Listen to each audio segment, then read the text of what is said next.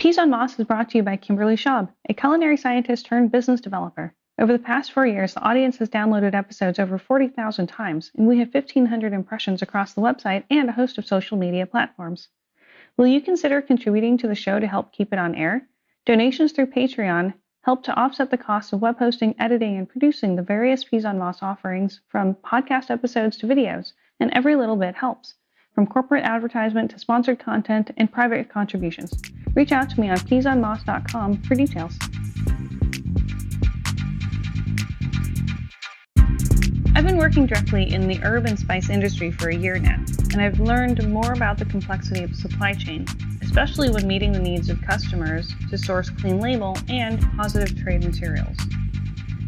With a focused interest to be more and more sustainable and organic supply for customers, we have been mired in efforts that include a lot more entrepreneurship and relationship than I realized a large company like mine would engage in. To that end, I sat down, virtually, with chefs Ethan Frisch and Simone Cormier to get their insights about the industry from their business perspectives. Chef Ethan is the founder of Burlap and Barrel, a single-origin spice company working directly with partner farmers around the world to source unique, beautiful spices for food professionals and home cooks. Chef Simone is the national spice coordinator for Allegro Coffee Company under the label Vox Spice. We chatted about key issues in the spice trade, some of the challenges they have addressed with their work, and the changing attitudes of consumers about spices. Customers and consumers have become more aware of the industry, of the effect of terroir on the flavor profile of an ingredient, and on the human and social justice undertones that accompany any spice, from the mundane to the unique. This is a long, spicy conversation rather than a quick bite, as I wanted to give plenty of airtime to the topic that all of us members of the food industry influence in some way or another. Enjoy this triple conversation with Ethan Frisch and Simone Cormier.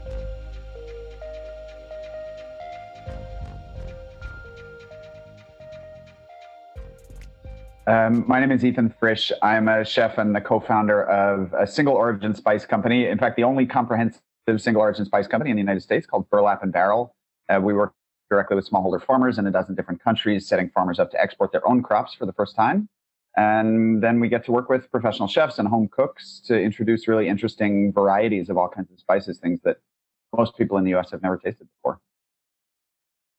Yep. And I'm Simone Cormier. I'm the National Spice Coordinator for Whole Foods Market. I work out of the Allegro Coffee Division.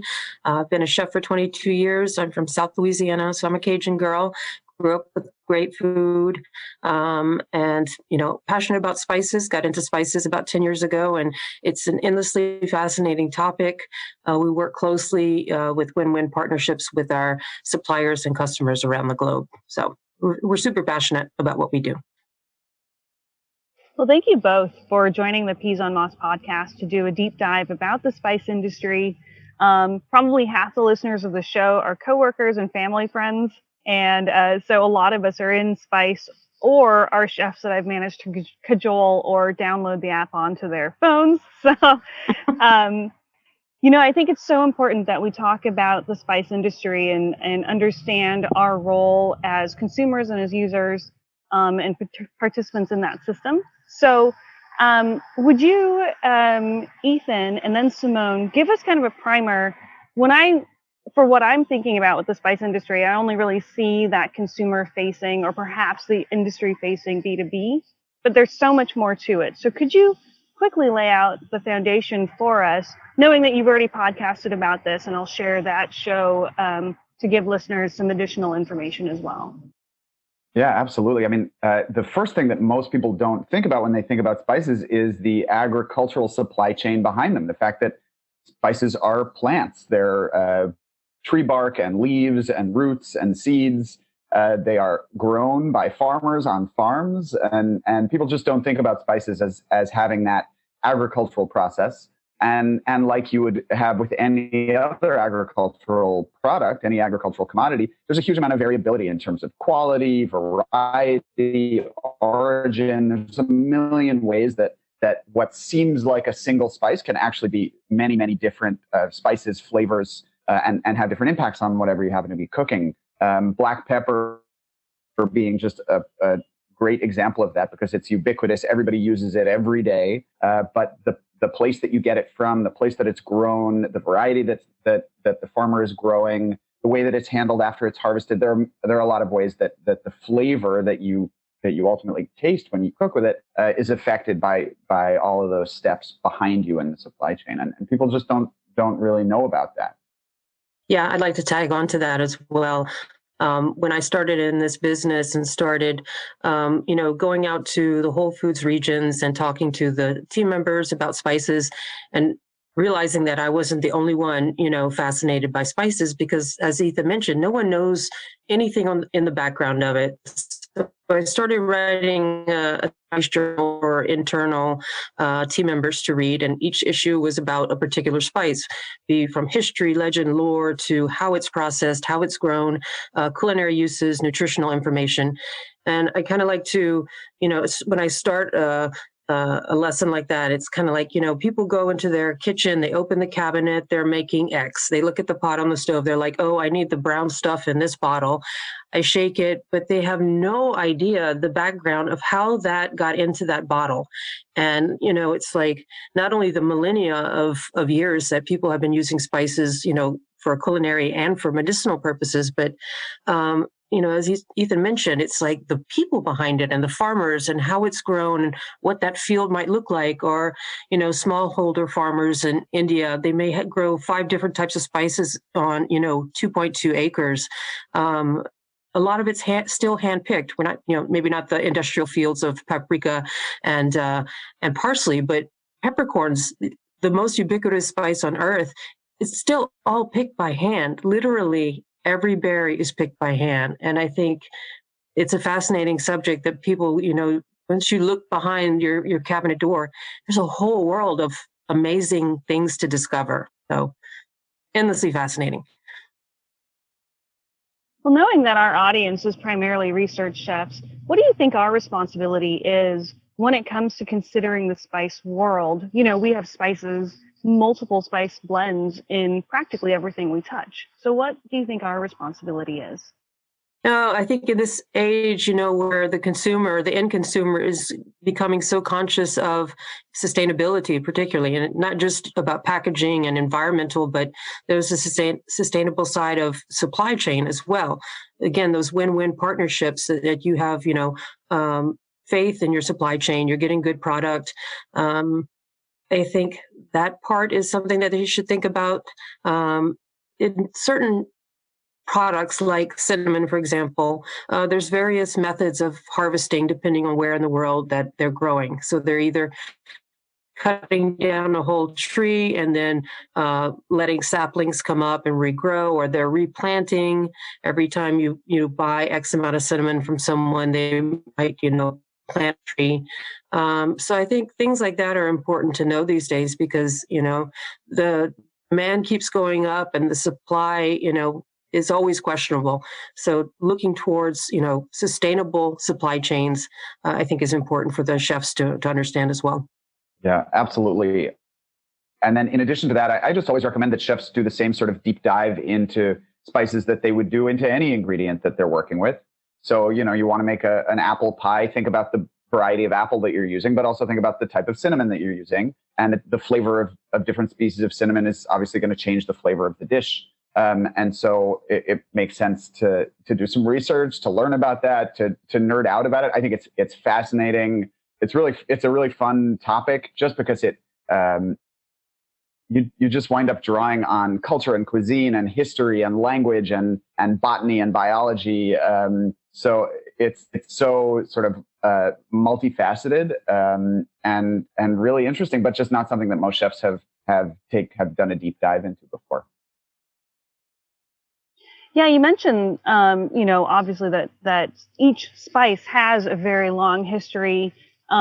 Each spice's country of origin and variety has its own intricacies from a flavor profile perspective. So the chef choosing terroir. The right, yeah, exactly.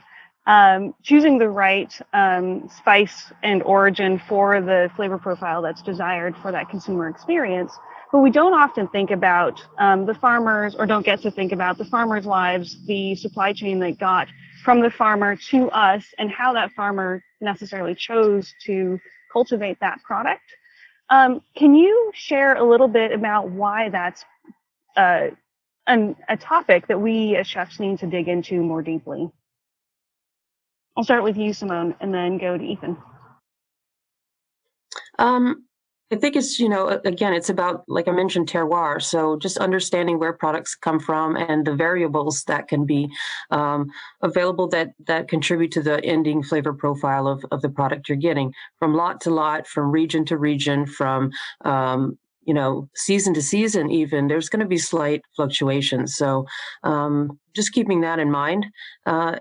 One of my favorite things is actually visiting the farmers and doing those audits in person and meeting the families, and it becomes a personal relationship, and I take it very seriously. It's like, gosh, I know these people, I know their kids, and we get Christmas cards from people around the world, and it's just like it becomes a big family.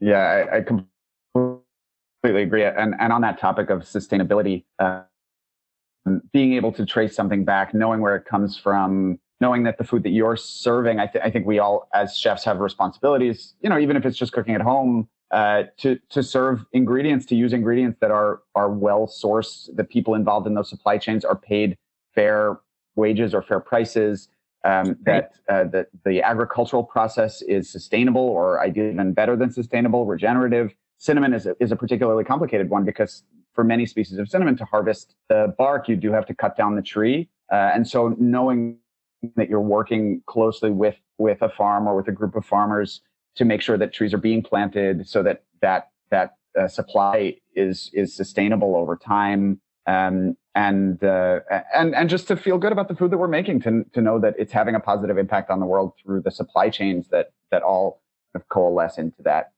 dish.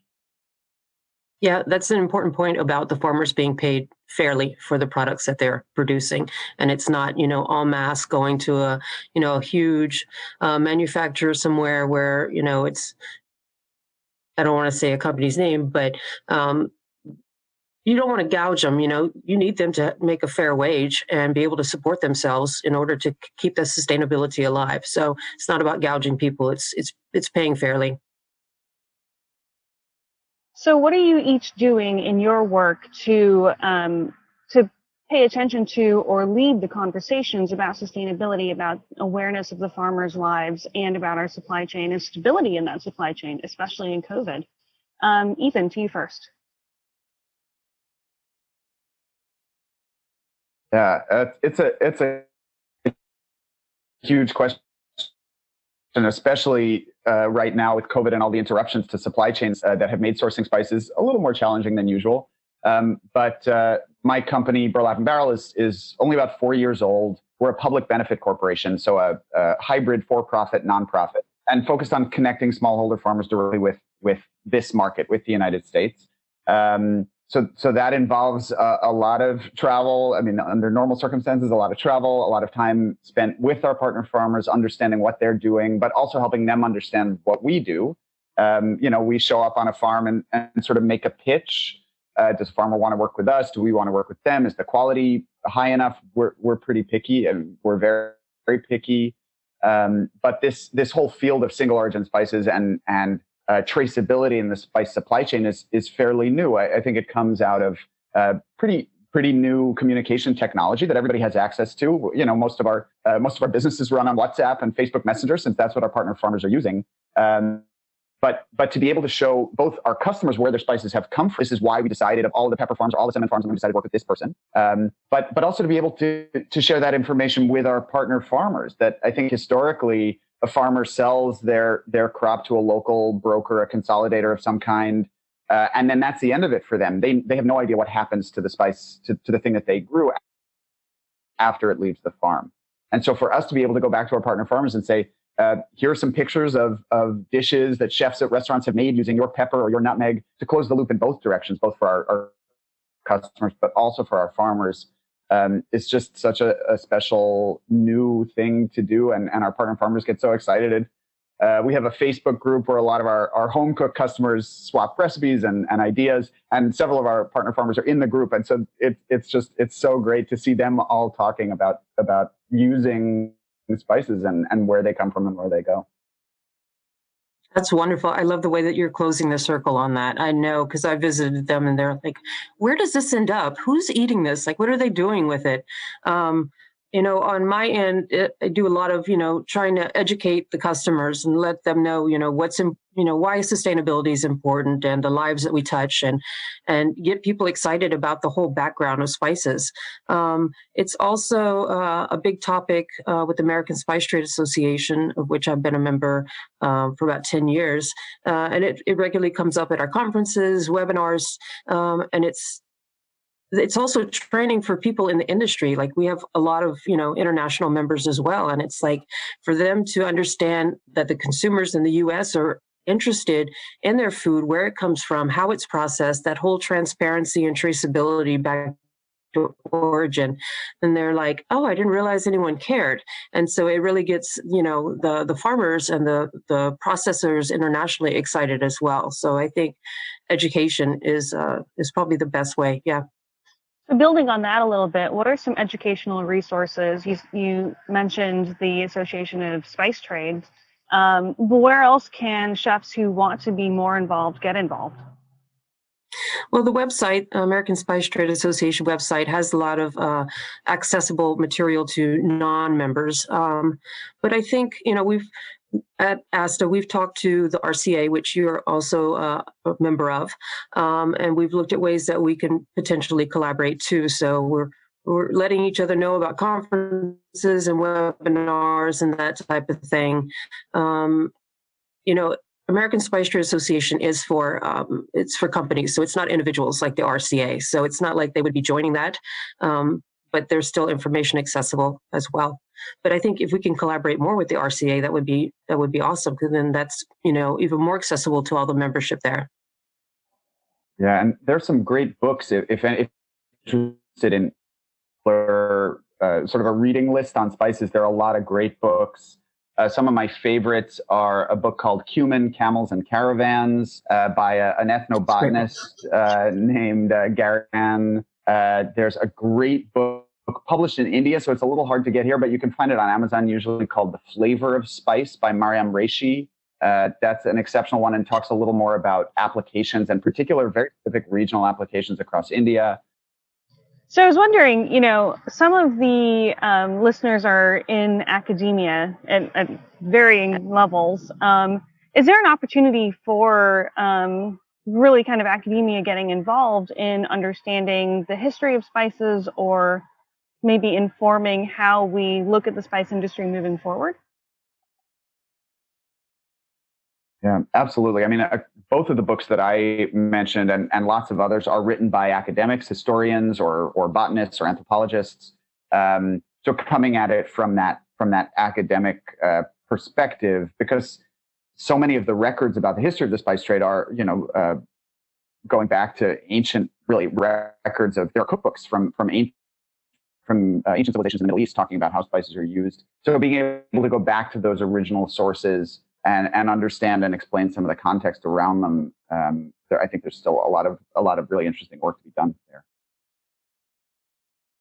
Yeah, and I think participating in different chef organizations as well, not just RCA, but others, and, having that as a topic at annual conferences or webinars, even if it's a topic on food safety, then I think, spices are really relevant to that as well. So bringing spices into the conversation with various organizations, I think would be a great idea. So what was it for you that turned on that switch to start doing deep dives in your professions, to really, again, be personally leaders in these conversations? Simone, I know you have over 20 years in restaurant work. I know you through Whole Foods and Allegro. What was that push for you that got you to really research it for yourself and then start to influence how you source and then how you sell to consumers? Yeah. Well, it definitely wasn't planned. It was a project I was given to oversee. Whole Foods decided they wanted to have, their own internal spice company. And I was working in the region where they had picked a co-packer to start working with. So I started working with them and, evaluating the quality of the spices and then looking at reverse engineering of the seasoning blends. And the more time I spent on it, the more I realized that, God, I couldn't believe I hadn't done a deep dive into spices my whole life because it's one of the most fascinating parts of the culinary world. And I just passionately fell in love with spices because, like we said, there's so much stuff there. It's not just a powder or a leaf that's dried. I mean, there's just fodder forever.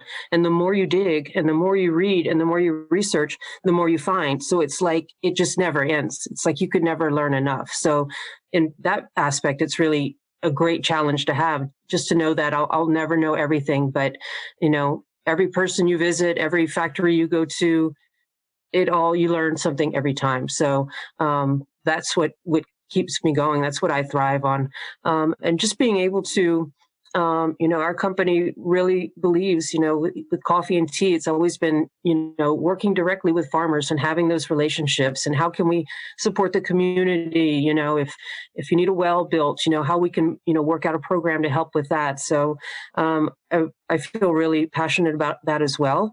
And just offering good quality, beautiful products, especially, innovative things. Ethan has a lot of really beautiful, fascinating things that you just don't see on the market. And being able to bring that to the US and to the consumer that's super exciting as well. It's our our consumer base is ready for that now. So now is the best time.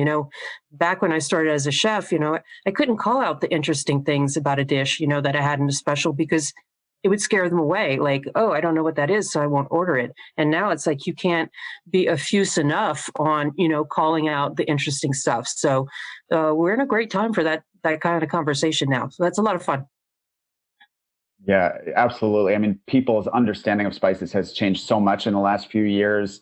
The enthusiasm, I think a lot of that comes from people traveling and eating interesting things while they travel, tasting new flavors, new combinations. I mean, that was a big part of it for me as well. I really got my first introduction of to spices as a young cook. I wound up working at a restaurant called Tabla in Manhattan under the great chef Floyd Cardos, who passed away earlier this year. But there was a whole room in the kitchen dedicated to spices and spice blends, and we were making them all ourselves. And I just was endlessly fascinated. And then I left kitchens to go to graduate school to become an aid worker, made this complete pivot in my career, moved to Afghanistan where I was working for a big nonprofit. I lived there for a couple of years. And while I was living there, I was spending a lot of time in a province in the northeast of the country, way up in the mountains, where I was working on infrastructure construction projects. But that province is famous for a wild species of cumin that grows in the mountains.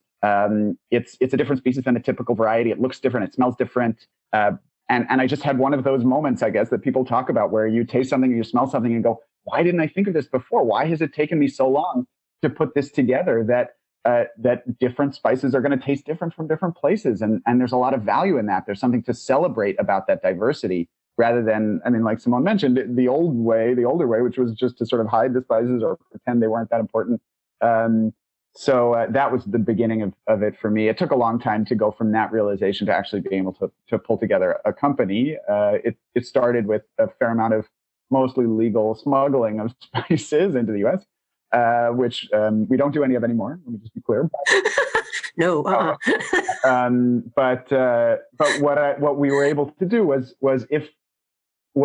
to take that model that we had applied in Afghanistan, where we were working with foragers, setting them up to export, and then apply it to other countries and other producers as well. So initially, we started working with a cardamom farmer in Guatemala who has become a close friend, someone we've been working with for about 4 years, and I've been down to visit him quite a few times. Co-op growing spices in Zanzibar, Tanzania, which itself has a fascinating history in the spice trade. And I believe we're currently the only importer of spices from Zanzibar into the U.S., which is pretty shocking given the significance of the island, of the archipelago in the history of the spice trade. So being able to make those connections, And like Simone said, so much of it comes down to the people, right? It comes down to the relationships that you have. I mean, any chef can relate, I think, to the relationship that you might have with your meat purveyor or the other ingredients that you really value. And so those are very similar to the relationships that I have with our partner farmers. It's people I'm in touch with on a very regular basis, sometimes a daily basis when we're planning a new shipment. Most of the people we're working with have never exported before, so it can be a process to get them ready for that, help them understand a little bit more about the market that they're supplying, understand what people are cooking and how they're using those spices here. But then to be able to do that over the period of 4 years that we've done it and looking, quite a ways down the road into the future, building those relationships over time, and using the spice trade to democratize this industry, which in a lot of ways has been, the power and the money has been concentrated in a very, very small number of hands, often held by groups of people who've held that power for a very long time and don't want to share it. But we can go around them now, and we can set up better supply chains that are better for the farmer, better for the cook, and that are faster, are cleaner, are easier to manage. We are lucky enough to live in an age where we can build something new, and so that's what we're trying to do. Yeah, Ethan, you mentioned a lot of great things there that I wanted to touch on as well. The way the American consumer has changed so much in the last two decades about food, and you mentioned travel, but also, back in the day when the Food Network, actually had shows about food, people were fascinated and were learning and they were growing, and back in the day, again, it's like, these big manufacturers, it was all about cost for people, right? It's the cheapest thing that we can get in. Nobody's going to know any different. And now the consumers change so much, they're interested in food. They want to know the story behind it. If you got a farmer, pick of your farmer, put it on there because they want to see what he looks like or she looks like. It's just completely different. And it's more about quality, throughout all the facets of the product, and not just, cheapest commodity possible. Grind it, nobody will know. The consumer doesn't know and doesn't care. They're just going to sprinkle it anyway. So it's been a huge, huge pivot in the last 20 years. So it's great to see people actually caring. What are some of the key challenges that you face in this as you're changing the conversation? The key ones, the ones that really keep you up late at night. Supply outpacing, supply being outpaced by demand. The spice industry, particularly in the last 10 years, has seen a lot of changes. Demand continues to grow. Organic demand continues to grow, and it's trying to keep up with that demand. There's so many things, on the farmer and the producer side of things. We've got climate change. Where you could grow something, 10 years ago now is no longer viable, but then you're finding new locations where you can grow that. So when you have geopolitical, as a lot of nations in Africa become more stable, government-wise, we're seeing there's a lot of countries that have great potential to start growing spices in. So there's changes like that. But I mean, that's something, you have to go in there, and there's a lot of groundwork, until we can get that supply level up. But and then, the price of land, or the input to grow spices is usually more expensive. And by input, I mean the seeds or the saplings or the labor to get something at the end that they might get, 50 cents a pound for, where instead of growing spices, they can just raise it all, put in a whole plantation of rubber trees, and there's no labor. You tap it, you collect the rubber, but it's not all this intensive hand labor. So it looks visually to a poor farmer like, I'd rather go rubber. Like, why am I killing myself and my family, to not make enough money? And then there's also development, farmers selling land because, they can make a fortune to give it to a developer to, put in a resort, or as cities expand, and then the labor as well. Who wants to, climb a tree at this day and age? A kid in India wants to climb a tree and pick, black peppercorns by hand. That's probably a special person. I mean, when they can, move to the big city and get a great tech job and make a ton of money. So trying to keep labor, with you is really hard. So there's so many things that are against supply as the demand continues to grow. So it's pretty complex situation that's constantly evolving in every area around the world. Everything that Simone mentioned, and just again emphasizing that last point, the diversity, right? Every country is dealing with this differently, has different challenges around land and climate change and agricultural processes, access to international markets. I mean, for the small company, this is time. We have a whole different set of internal challenges on top of everything that Simone mentioned that's challenging in the spice trade overall.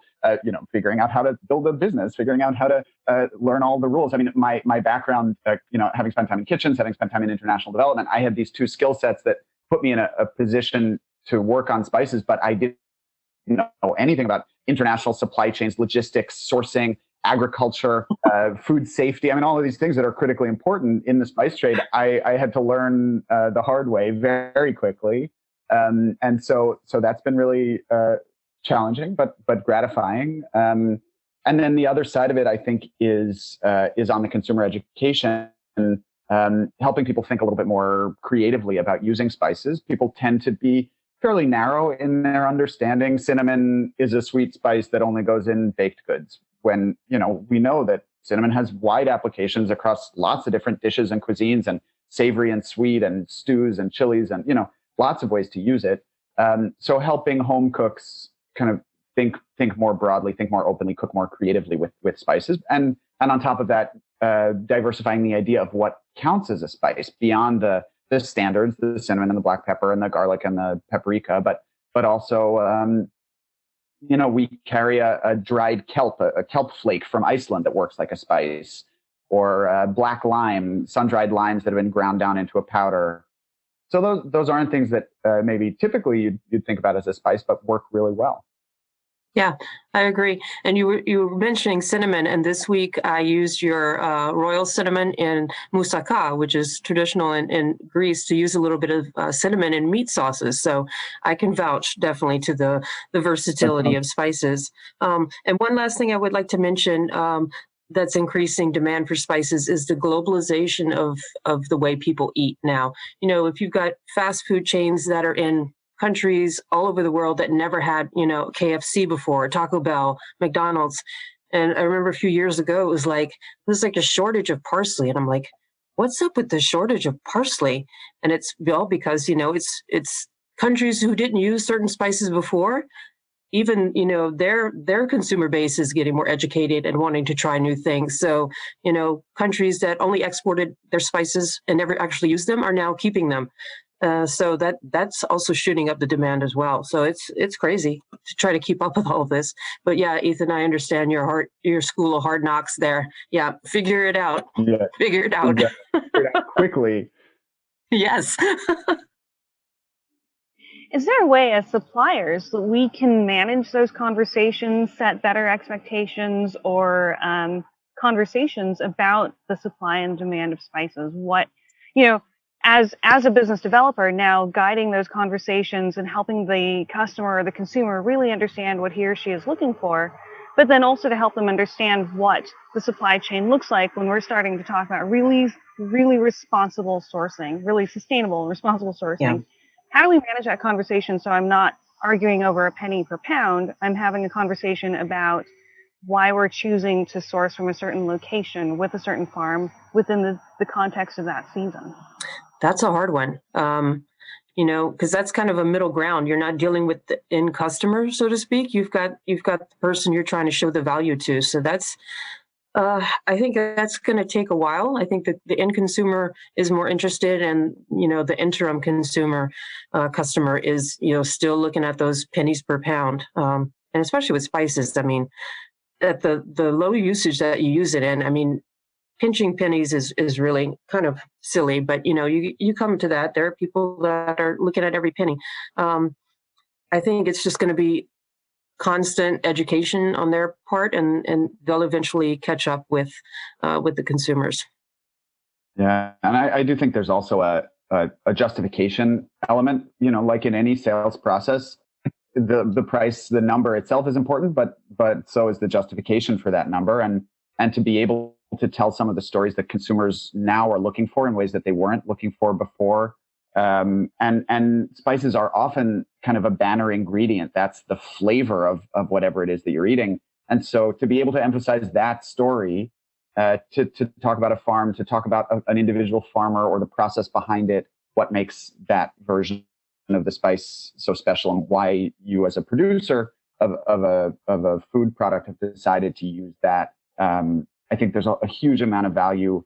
We've seen that with a lot of our bulk customers, that they can then take the stories that we know that we're telling about our partner farmers and tell those same stories to their customers very effectively. We've also seen, I mean, this is sort of a slightly different topic, but high quality spices are worth the money. I mean, I'm sure Simone has some thoughts on this also, but you get so much more flavor. You can use so much less. We had just a quick example. We have one customer who was able to cut their black pepper use by by 2/3. They can use 1/3 the quantity of our black pepper compared to what they were using before. So not only do you get to tell a good story about where it comes from, but you also can get away with using a lot less and celebrate that particular flavor of the higher quality ingredient. Yeah, I think that's a very important lesson for manufacturers to understand. It's like, the quality in the end, you may pay the same or even less if you're using better quality products, and the consumer's going to see that in the end. One thing you mentioned, Ethan, before that I think a lot of people don't understand is that historically there have been so many, as you call them, like hidden. I call them the hidden middleman or the hidden hands in the cookie jar.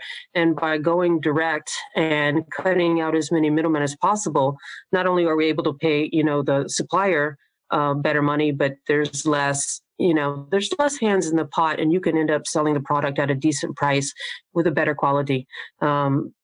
It was very historically like, you don't know, I won't tell you where I got it from, none of your business, so many legends, about the cinnamon sticks, that it was a nest of a giant bird that was made of cinnamon sticks, and you couldn't go over there. Only these certain traders could go because they could control the bird. Otherwise, it would eat everyone. It's true. Look it up. I can't even make that up. But I mean, all those little hands in the pot, and they all want their share. So I think we're in a time where there's a lot less of that, and I think there's a whole middleman supply chain that's not super happy about that. The need for transparency and traceability. So that's a shift in their paradigm. So we'll see how they adapt to that. But yeah, it's like you said, go around them. Like I'll just go straight. Let's go straight. Yeah, there is consumer demand, and as the food industry has often experienced, we can either get ahead of that conversation and lead it and guide it in a way that's sustainable for the industry, or we can get smacked by it and then have to adapt anyway. So, to the listeners, to those thought leaders, you get to choose your adventure in all of this. And I, for one, would want to be in front of that conversation. I would want to feel that as a consumer and as a producer, I'm being the most responsible and aware as a global citizen of where our food is coming from and what we're doing with it and who we're giving it to and how much of it, So kind of looping back to that, an original question of what is the responsibility of the research chef or the producer in this chain? I think you just laid that out. Have more aware conversations, do the research, think about the bigger picture, understanding that we have to be able to sell something to the consumer and keep our lights on. And that's a chain effect, right? Everyone else's lights also have to stay on. But being aware of what that impact really is. So wrapping up, Ethan, final thoughts from you for the Research Chef audience and for producers and consumers. I think it's well established in the academic research that food tastes better when you know where it comes from. When there's a story behind what you're eating, it literally tastes better. You like the food more, and so I think it's worth investing in telling those stories because it really does translate in a very tangible way to a customer's experience of eating and enjoying that food, and gives them a story that they then want to tell to somebody else. They want to tell their friend about this great thing that they ate and the story behind it, and it makes a product stand out in such an impactful way that just there's immense value there. Yeah, I agree. It's about respect of the product. And if you're respecting it from, the beginning of the handling all the way to, putting that plate in front of a customer, there's almost a reverence, Kimberly, you mentioned earlier, like having that relationship with your meat purveyor, your butcher, or if you work with a local farm to grow vegetables for your restaurant, it's the same thing.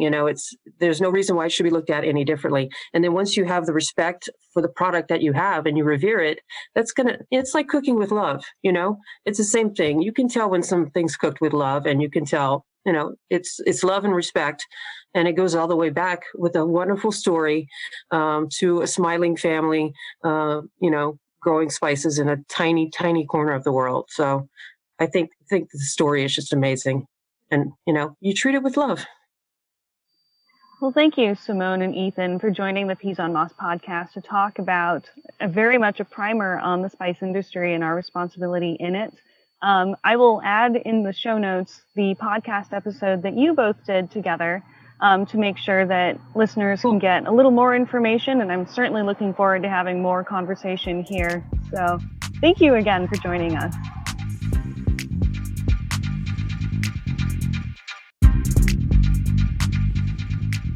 Thank you so much for listening to this longer episode and deep dive about the herb and spice industry.